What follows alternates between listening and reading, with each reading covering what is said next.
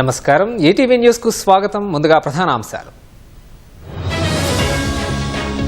6 పాక్ సైనిక విమానాల్ని కూల్చాం. ఆపరేషన్ సింధూర్ పై air force chief వెల్లడి. Operation Sindoor లో స్వదేశీ ఆయుధాల సత్తా. ప్రధాన అస్త్రాలుగా బ్రహ్మోస్ క్షిపణులు. 1,50,000 కోట్ల రూపాయలు దాటిన దేశ రక్షణ ఉత్పత్తులు 2024-25లో రికార్డు స్థాయిలో నమోదు. ట్రంప్ టారిఫ్లతో అమెరికాకే నష్టం. ఆ దేశ ఆర్థికవేత్తల అంచనాలు. ప్రధాని నివాసంలో రక్షాబంధన్ వేడుకలు. మోదీకి రాఖీ కట్టిన చిన్నారు. జమ్మూ కశ్మీర్లో ఉగ్రవాదులతో పోరు. అమరులైన 2 జవాన్లు. ఢిల్లీలో వర్ష బీభత్సం. గోడ కూలి 8 మంది మృతి.